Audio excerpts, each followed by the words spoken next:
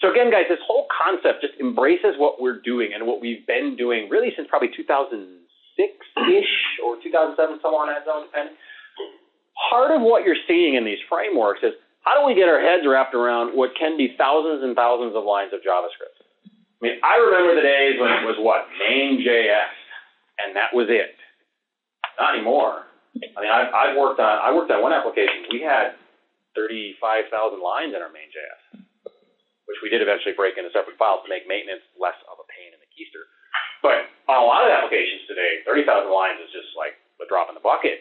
You know, some apps might have hundreds of thousands of lines of JavaScript, and to get your head around that, you know, it takes a little more structure than we've had before. Now, I know what some of you are thinking because I've been there. Dear God, anything but JavaScript. Please, not JavaScript. Now, I just had this argument last weekend. People talk about languages. And it's like, oh, we got to use a safe language because, you know, I'm a pretty good developer, but a lot of the guys I work with are not very bright. So if we give them a sharp tool, they're going to hurt themselves. I'm going to channel the great Glenn Vandenberg. And I'm going to tell you this quote. It's my favorite quotes of all time. Bad developers will move heaven and earth to do the wrong thing. And so this notion that you're somehow protecting developers by giving them a safe language, it doesn't hold, guys. You've all seen crappy Java, crappy C#, you know, any of these so-called safe languages. You can write bad code in anything at all. Right? So again, I hate to say it, guys, you just got to embrace the fact that JavaScript is part of the deal these days. You know, or get yourself on the committee and see if you can sway it, but good luck. So we're going to take these concepts, these partial refreshes, these JSON services, we're just going to turn everything up to 11. We're going to take these concepts we've used forever on the server, this MVC, model view control. By the way, if you start digging into this space, you'll see people argue about the C. Some people want to call it MVP. Some people want to call it MVVM. You know what? It's all the same. I prefer to call it MV star or MV whatever. It's the same basic concepts. It's just you're taking it from the server and you're plunking it down on the client. And what we're trying to drive at is non-blocking UI. So we're trying to decouple those UI requests from that main thread so that the user can continue to interact with the application while we do something on their behalf in the background. Honestly, guys, it's no different than what you've been doing before, except maybe the order of operations. All right, so typically one of the changes you'd see in an MVC app, the user makes an update. From their point of view, the update has happened. We go talk to the server in the background. Whereas today, a lot of our rich internet applications, the user would say, I would like to make this change. We go back. Okay, you can make the change. All right, so it's just a slight change in order of operations, but same basic concepts. All right, so we're going to do a lot more rendering on the client. In fact, your server code might be very thin. In terms of like what's in your sort of web page, it might really just be an include of a JavaScript file and just enough of a seed to say, okay, go get everything else you need. Right, that's kind of the ultimate goal, so to speak. All right, we're going to push a lot more state down to the client. We're going to let the client manage that. We're going to take advantage of some of these HTML5 features that we have at our disposal. We're going to use that as best we can. And we're going to talk to the server, but we're not going to do it and bother the user about it. We're going to do it while they're off doing something else. We'll do it asynchronously. Say, okay, yeah, we'll figure that out for you. All right, so part of the change here, guys, is we update the UI, then tell the server we updated the UI. Whereas today, mostly what we're doing is, hey, server, the user would like to update this. Is that okay? And then we come back and update it. And it's a subtle difference. But again, from the user's perspective, wow, this is much, much snappier than it was before. Now that introduces some interesting issues, mind you, because the server can not be happy with the update. Right? So that is one of the problems we have to figure out, one of the things we've got to deal with. User might be trying to update multiple things at the same time. You know, I know some of you are kind of going, wait a minute here, problems can occur.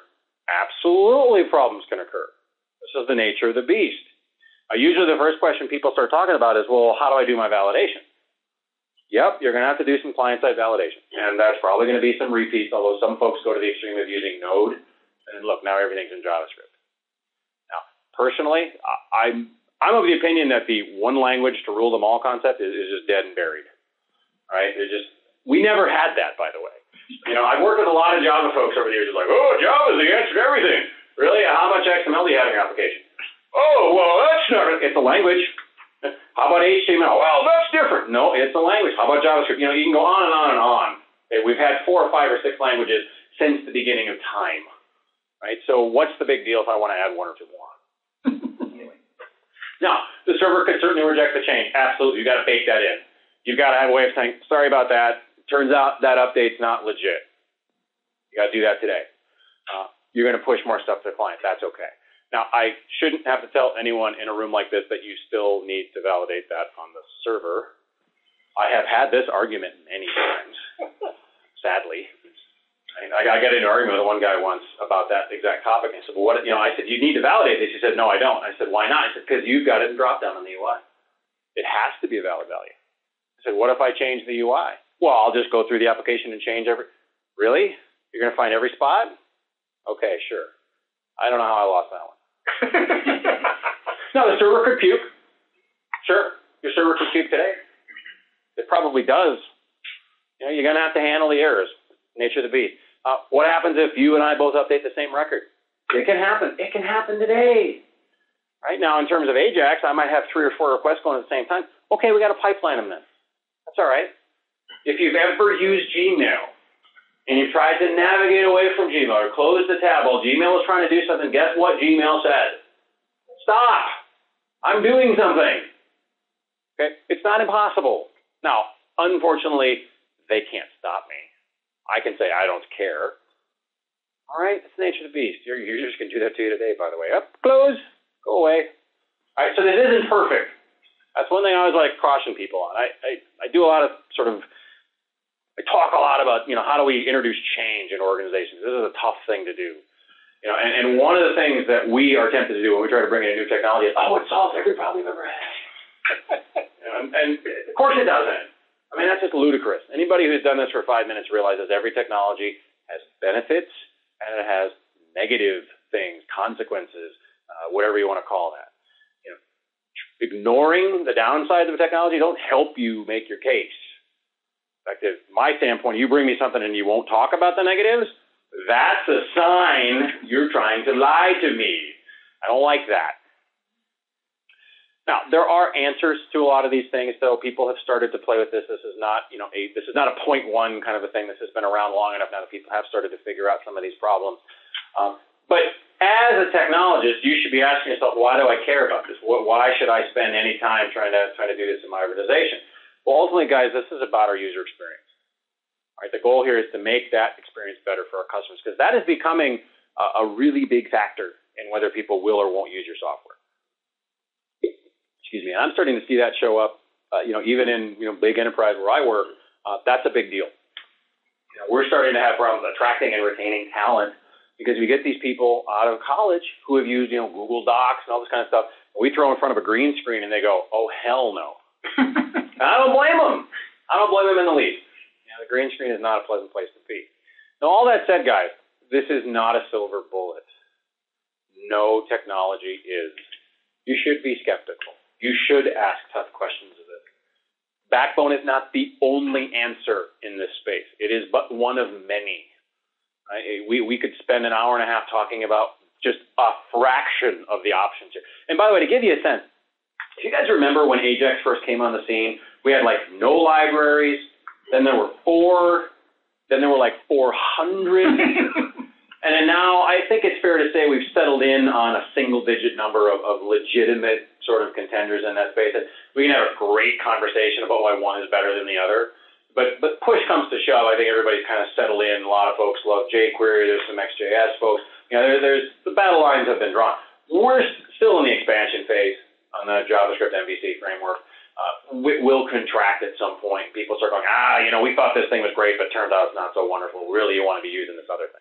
You know, and odds are in a couple years, somebody will come out with the jQuery of MVC, and we'll all drop the thing we've been using for 2 years because this is so demonstrably better. But for now, again, the concepts are the important part of this in my mind. Right? So it isn't a silver bullet. Don't let anyone try to tell you that. Not every application should be a single-page web app. Not all of your applications should be that way. You probably have some things that need to be synchronous. That's okay. In fact, the very first time I used Ajax in anger on a production problem, was synchronously.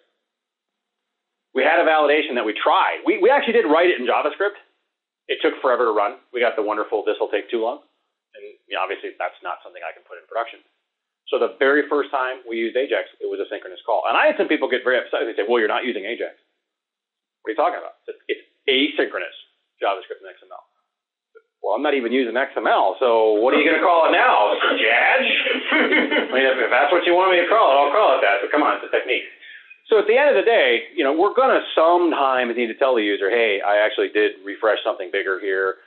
Maybe we do have to take you to a whole other page. And not everything is going to fit perfectly in this paradigm. Not every application is meant for this. But boy, there's a lot of places this makes sense.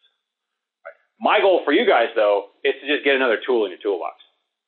This is something that in the back of your head, you might not have an application today that's a perfect fit for this. There might be one 6 months out, and you're like, oh, hey, you know what?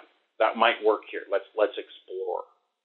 Right? So it's just another tool in your toolbox.